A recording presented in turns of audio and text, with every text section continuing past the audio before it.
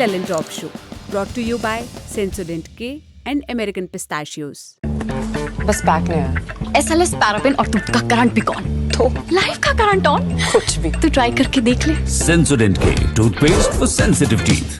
जब पूजा खेड़कर से उनके खिलाफ चल रही चर्चाओं और आरोपों के बारे में पूछा गया तो उन्होंने मीडिया से क्या कहा? मैं वाशिम से जुड़कर खुश हूं। सरकार ने मुझे कुछ भी कहने की इजाजत नहीं दी है। हमने भी पूजा खेड़कर को कुछ सवाल भेजे ताकि उनका पक्ष सामने आ सके। हमारे सवाल क्या हैं? क्या आपने अपने जूनियर अधिकारियों पर दबाव बनाया कि आपको प्रोबेशन के समय घर, गाड़ी, ऑफिस और स्टाफ मुहैया कराया जाए? क्या आपने अपनी पर्सनल ऑडी पर लाल नीली बत्ती लगाई? क्या आपने आईएएस में शामिल होने के लिए गलत विकलांगता सर्टिफिकेट का इस्तेमाल किया? अगर नहीं तो क्या आप ये बता सकेंगी कि आपको किस स्तर की विकलांगता है और इसको प्रमाणित किसने किया? आपके पास ऑडी कार है, आप डॉक्टर रही हैं, आपके पिता खुद प्रशासनिक अधिकारी रह चुके हैं। ऐसे में आप पर ओबीसी कोटे में क्रीमी लेयर को छिपाकर गलत लाभ उठाने के आरोप लग रहे हैं। आप इस पर क्या सफाई देना चाहेंगी? इस बुलेटिन के तैयार होने तक हमें उनकी तरफ से जवाब नहीं मिला। यदि कोई जवाब आता है तो हम उनका पक्ष भी आपको जरूर दिखाएंगे। लेकिन इतना बता दें कि प्रधानमंत्री कार्यालय ने पुणे कलेक्टर से इस मामले पर विस्तृत रिपोर्ट मांगी है। इसके अलावा सिविल सर्वेंट्स को ट्रेनिंग देने वाली लबासना ने भी महाराष्ट्र सरकार से पूजा खेड़कर की उन सभी खामियों पर रिपोर्ट मांगी है। खबर है लबासना की फाइनल रिपोर्ट संघ लोक सेवा आयोग यानी यूपीएससी को भेजी जाएगी। लबासना के डिप्टी डायरेक्टर शैलेश नवल ने सामान्य प्रशासन विभाग को कहा है कि मुख्य सचिव सुजाता सोनिक के अप्रूवल के बाद ही रिपोर्ट भेजी जाए। सबसे बड़ी बात यह है कि दो अलग अलग चीजें हैं जिनमें जांच होनी अभी बाकी है। एक तो ट्रैफिक पुलिस जो कार पूजा खेड़कर इस्तेमाल कर रही थी उसके रिगार्डिंग जांच कर रही है। दूसरी ओबीसी का जो मामला है नॉन क्रिमिनल का, उसमें जो मसूरी की Lal Bahadur Shastri academy administrative academy है वो इस सब में जांच करेगी। उसने ऑलरेडी डॉक्यूमेंट्स मंगवा लिए हैं पूजा खेड़कर से कि किस तरह से पूजा खेड़कर का इस पूरे मामले में कहना क्या है। और तीसरी आखिरी लेकिन सबसे अहम बात, क्योंकि ओबीसी का कोटा 2022 का था, उसमें 554 नंबर का जो आखिरी कैंडिडेट है जिसे आईएएस मिला था, लेकिन पूजा खेड़कर को 821 रैंक था। फिर भी जो हम कहेंगे कि स्पेशली बेंचमार्क रहता है जिसे पीडब्ल्यूबीडी ऐसा कहा जाता है, जो मल्टीपल डिसेबिलिटीज़ का जो कोटा रिजर्व रहता है, उसमें से पूजा खुद आईएएस बनी थी। 821 रैंक होते हुए भी उसे आईएएस कैडर मिला था। उसके रिगार्डिंग जो कुछ भी मल्टीपल डिसेबिलिटीज़ के सर्टिफिकेट्स उसे देने थे वो सर्टिफिकेट उसने सबमिट नहीं किए थे। एक प्राइवेट एमआई डॉक्टर से जाके एमआरआई कॉपी उसने सबमिट कर दी। यूपीएससी ने किस बेसिस पे, किस हालात में ये कॉपी को कंसीडर किया, इसका सवाल ना ही अभी यूपीएससी दे रही है, ना ही पूजा खेड़कर के बारे में इस पे कोई बात करना चाह रहा है। अब कुछ सवाल हमारे एक्सपर्ट से। हमारे आज के एक्सपर्ट ने नौकरशाही को करीब से देखा है, कुछ पूर्व नौकरशाह दे रहे हैं इन सवालों के जवाब, ऐसे भी जिन्होंने नए नौकरशाहों को ट्रेनिंग दी है और मॉक इंटरव्यूज़ भी लिए हैं। पहला सवाल, पूजा खेड़कर के ओबीसी नॉन क्रीमी लेयर के दावों में विसंगतियां पाई गई। यही नहीं, उनके पिता की चुनावी हलफनामे में उनकी संपत्ति 40 करोड़ बताएगी। सवाल उठ रहे हैं कि ऐसी आय नॉन क्रीमी लेयर में कैसे आ गई और कहाँ चूक हुई?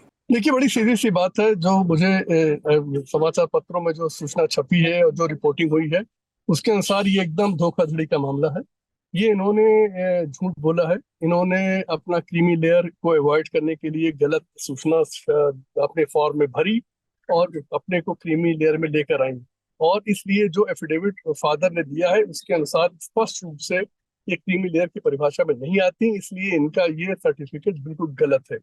दूसरा, आपने नोटिस किया होगा कि ये डिसेबिलिटी सर्टिफिकेट भी लेके बैठी हुई हैं और 5 बार इनको, जैसा समाचार पत्रों में रिपोर्टेड है, 5 बार इनको मेडिकल बोर्ड के सामने आने को कहा गया और ये नहीं आई।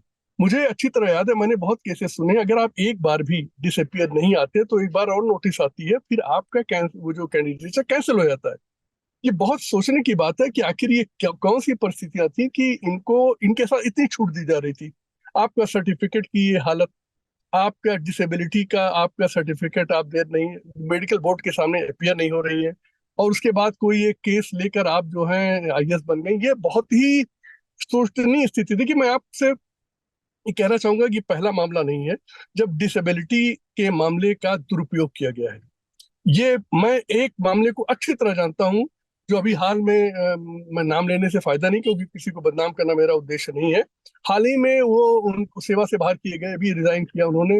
वो आपने सुना होगा, एक आईएएस अफसर यूपी काडर की हैं थे, जो डांस किया करते थे और वीडियो बनाया करते थे और बड़े बड़े हीरो हीरोइन के साथ अपने वो जो है वो निकाला करते थे, सॉन्ग निकाला करते थे, वो भी डिसेबिलिटी में सेलेक्ट हुए थे। मुझे समझ में नहीं आता ये आखिर अफसर लोग ये देखते क्यों नहीं है कि आप डिसेबिलिटी सर्टिफिकेट लेकर आ पा रहे हैं, आप डिसेबिलिटी प्रेजेंट तो कर ही नहीं रहे, बिल्कुल दिख तो रहा ही नहीं है। और ऐसी डिसेबिलिटी जो बिल्कुल ही आपको सामान्य की तरह दिखाए, उसके आधार पर कोई भी अगर ये सर्टिफिकेट लगा के ले आता है, फायदा उठा रहा, ये बहुत दुर्भाग्यपूर्ण है। और ये सारे प्राविधानों का समझ लीजिए वायलेशन है। और इसमें उन लोगों ने जिन्होंने इस चीज को इग्नोर किया वो भी दंडित किए जाने काबिल है और इनकी सेवा तो समाप्त होनी ही चाहिए। नहीं, ये तो एक इसी अगर ये तथ्य सही है जो इंक्वायरी के बाद ही पता लग सकता है, बिकॉज न्यूज़पेपर रिपोर्ट्स पे तो कुछ कमेंट करना मुश्किल होगा, लेकिन अगर ये सत्य है तो then obviously she'll I mean law will take its own course. तो बड़ा जाहिर सी बात है, अगर आपने झूठ बोल के या आपने कोई चीज गलत तथ्य आपने अगर दिए हैं और वो तथ्य पकड़े जाते हैं तो then you are bound to be dismissed from service. उसमें तो कोई गुंजाइश ही नहीं है डिस्कशन का। अगर आपने फैक्ट्स को छुपाया है और फैक्ट्स को छुपा के आपने कोई पोजीशन हासिल की है, तो जैसे ही वो फैक्ट्स नजर आएंगे तो you will lose your job. अगला सवाल, खेड़कर ने बाहरी सेंटर से एमआरआई कराया और रिपोर्ट जमा की, जैसे यूपीएससी ने खारिज कर दिया। इसके बाद उनके चयन को केंद्रीय प्रशासनिक न्यायाधिकरण में चुनौती दी गई। बावजूद इसके उनकी नियुक्ति आईएएस के तौर पर हुई। जब बातें सामने आई तब से यूपीएससी की चयन समिति पर सवाल उठ रहे हैं। इस विसंगति को कैसे देखा जाए? देखिए, ये खुली तौर पर ये नियमों का वायलेशन है और मिली भगत है। देखिए, कहीं कोई आप हमारे देश की ये दुर्दशा दुर्भाग्य से हो गई है कि आप बड़े बड़े पदों पर बैठे लोगों से भी आप कोई उच्च आचरण की अपेक्षा मत करिए। क्यों? मैं दुर्भाग्य है, मतलब मुझे दुख है कहते हुए, और मुझे बड़ा शर्म आती है कि हम लोग इस बड़ी सेवा में इतने साल रहे हैं, देश के सर्वोच्च पदों बैठे रहे हैं, कि लोग ऐसे लोग अब यूपीएससी में मेंबर और चेयरमैन बनते हैं जो उसके काबिल बिल्कुल। लेकिन राजनीतिक जो हमारे देश में जो राजनीति का दखल चल पड़ा है, सिफारिश का युग जो आ गया है, आज यहाँ देश में कुछ भी संभव। मैंने आपसे पहले कहा, हमारे देश में कहते हैं लोग ये ऐसा देश जहाँ कुछ भी संभव है, और कुछ भी में भी आप कुछ भी सोच लीजिए तो सब संभव है। इसलिए I will not comment on this because मेरे पास न्यूज़पेपर रिपोर्ट्स के अलावा कोई और ऐसा तथ्य मेरे सामने नहीं है कि मैं इस पे कमेंट कर सकूं। मेरा सिर्फ ये मानना है कि यूपीएससी की सिलेक्शन बहुत फेयर होती है। और देखिए, जो मैं कमेंट कर सकता हूँ, ये कर सकता हूँ कि जो बिहेवियर रहा पूजा का एक ऑफिसर ट्रेनी की तरह, ऐसा नहीं होना चाहिए था। बिकॉज और दूसरी चीज जो मैं कहना चाहता हूँ कि देखिए, हर साल 500 करीब ऑफिसर ट्रेनीज फाउंडेशन कोर्स में आते हैं, करीब 200 ऑफिसर ट्रेनीज फेज 1 करते हैं, करीब 200 ऑफिसर ट्रेनीज डिस्ट्रिक्ट्स में जाते हैं। तो ये कोई ऐसा तो नहीं कि हर रोज हो रहा है, ये ऐसा भी नहीं कि हर डिस्ट्रिक्ट में ऐसा हो रहा है। तो अगर ये है तो ये एक एबरेशन है, और इस एबरेशन को स्ट्रॉन्गेस्ट शब्दों में कंडेम करना चाहिए, और किया भी गया है। और निश्चित तौर पे एकेडमी के डायरेक्टर इस पे एक्शन लेंगे, बिकॉज एकेडमी ही है वो अथॉरिटी, क्योंकि जब तक कंफर्मेशन नहीं होती सर्विस में तब तक director is the disciplinary authority. और एक रिपोर्ट निश्चित तौर पे आई एम श्योर रिपोर्ट मांग ली होगी उन्होंने गवर्नमेंट ऑफ महाराष्ट्र से, और वो रिपोर्ट आएगी, उसमें जो विसंगतियां पाई गई, बिकॉज जो कॉन्डक्ट है एक आईएएस प्रशिक्षु अधिकारी का, नेचुरली जो विजुअल्स आए हैं और जो रिपोर्ट्स आ रही हैं वेरियस न्यूज़पेपर्स के माध्यम से, इलेक्ट्रॉनिक मीडिया के माध्यम से, सोशल मीडिया के माध्यम से, तो क्लियर दिखाती हैं कि जो ये बिहेवियर था, this is not conduct becoming of an officer training. तो निश्चित तौर पे इसको strictest action has to be taken. अगला सवाल, हैंडीकैप कोटे में चयन के नियम क्या है? देखिए, इसकी बड़ी डिटेल परिभाषाएं दी हुई है, किस कैटेगरी के हैंडीकैप को कितना वेटेज मिलता है। तो आप ये विश्वास मानिए कि जो डिसेबिलिटी है वो ऐसी होनी चाहिए जो वास्तव में, जिसे कहते हैं कि आपको और लोगों से अलग करती हो। ये छोटी मोटी चीजें ये बिल्कुल इग्नोर, ये बिल्कुल इसमें परिभाषा में आती नहीं। और जो जिस तरह का इनका पर्सोना है, जिस तरह की इनकी वो बिहेवियर है, और जैसा मैंने आपको एक केस बताया यूपी का, जो अब तो रिजाइन करके उनको बाहर कर दिया गया, वो भी यही हालत थी। आप डांस फ्लोर पे डांस कर रहे हैं और आप फिजिकल डिसेबिलिटी दिखा रहे हैं अपनी, किसी को दिखता ही नहीं है हमारे देश में। हमारे देश में पता नहीं क्या हो गया कि ये सीधी सीधी चीजें, एकेडमी में जब गए थे ये, तो एकेडमी में डायरेक्टर को बाकी लोगों को देखना चाहिए ना कि आप किस डिसेबिलिटी लेकर आ रहे हैं। मेडिकल बोर्ड के सामने जब ये गए तो उसमें देखना चाहिए था किसी को, भाई किस तरह से आप डिसेबल है। ये लगता है कि हमारे सिस्टम में सब कुछ चलता है। पूजा खेड़कर पर बस ये आरोप नहीं लग रहा है कि उन्होंने भ्रष्टाचार या कदाचार किया। हमने ये भी बताया कि बतौर नौकरशाह उन्होंने किस किस्म की डिमांड अपने कनिष्ठों के सामने रखी। इसके पहले भी आपने देखा कि दिल्ली के एक IAS अधिकारी रिंकू दुग्गा ने सिर्फ अपने कुत्ते को टहलाने के लिए दिल्ली के त्यागराज स्टेडियम को एक नियत समय के लिए खाली करवा लिया था।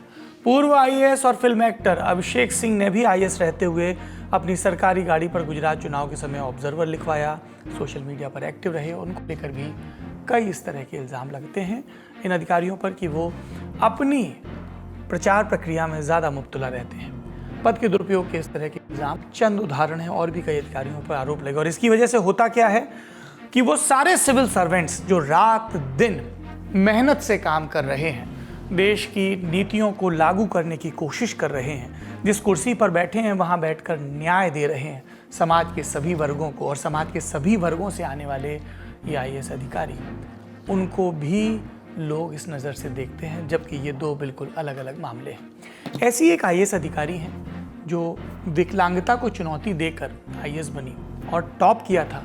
आप उनकी बात सुनिए तो समझ में आएगा कि क्या फ़र्क है इन IAS ऑफिसर्स में और उन IAS ऑफिसर्स में। मेरे हिसाब से शब्द से ज़्यादा उसके पीछे आपकी जो भावना है उसका फ़र्क पड़ता है। तो एक्ट्स पर एक्ट अभी भी डिसेबल्ड ही बोला जाता है, तो उसमें क्या दिक्कत है? देखिए, हमें ये समझना ज़रूरी है कि एक जगह आप डिसेबल्ड हो, बट उसका मतलब ये नहीं कि आप कम्प्लीटली डिसेबल्ड हो दुनिया में पार्टिसिपेट करने के लिए। तो मेरा ये मानना है शब्द से ज़्यादा उसके पीछे जो इंटेंट है वो मैटर करती है। इंटरनेशनल उसमें अभी भी डिफरेंटली एबल्ड या डिसेबल्ड ही बोला जाता है। कन्वेंशंस जो हैं पर्सन्स विद डिसेबिलिटी की ही है। So it is persons with disability, it is not disabled people. तो बस रिकग्निशन इस बात की है कि आप में कोई एक चीज़ है जो बाकी लोगों से थोड़ी कम काम करती है, बट ऐसा नहीं है कि आप कंप्लीटली बाकी लोगों से कम हैं। तो अगर आप विकलांगता भी बोलेंगे तो कोई दिक्कत नहीं है। ये थोड़ा पोलाइटनेस वाली चीज़ है, लोग अच्छा सोचना चाहते हैं इसलिए बोलते हैं कि आप सिर्फ दिव्यांग बोलिए, बट टेक्निकली ये गलत नहीं है। पर एक चलन है सोशल मीडिया पर इन दिनों जहाँ पर कुछ अधिकारी अतिरिक्त सक्रिय दिखते हैं, अपने काम की रीलें बनाते हैं और उसका बाकायदा प्रचार प्रसार करवाते हैं। एक अलग किस्म की धमक चल रही है, कुछ लोगों को ये प्रेरित करती है, पर कुछ लोगों को लगता है कि जब ये रीलें बनाने में ही खर्च होते हैं तो काम कब करते हैं। ये पॉजिटिव एटीट्यूड नहीं है, बिकॉज एक जो फाउंडेशनल प्रिंसिपल है सिविल सर्विस का वो एनोनिमिटी है। सिविल सर्विस सर्वेंट जो हैं, हम ड्यूटी होल्डर्स हैं, हमें अपने काम के लिए बकायदा सैलरी मिलती है, बकायदा वी आर प्रोफेशनल्स। तो प्रोफेशनल जो कॉन्डक्ट है, प्रोफेशनल एथिक है, उसके अंदर एनोनिमिटी और रूल ऑफ लॉ जो है वो बहुत जरूरी है, बहुत इंपॉर्टेंट है। तो मैं इसको एंडोर्स नहीं करता। एक सवाल यह भी पूछा जा रहा है कि क्या UPSC में भी उसी तरह काम होता है जिसकी वानगी हम NTA समेत तमाम दूसरी एजेंसियों में देख चुके हैं। इस सवाल को गुनिएगा, हम भी गुनेंगे जब आपकी उम्मीद रखेंगे उनसे जो सरकार चलाते हैं और हमारी सहूलियत के लिए हम पर नौकरशाह बिठाते हैं।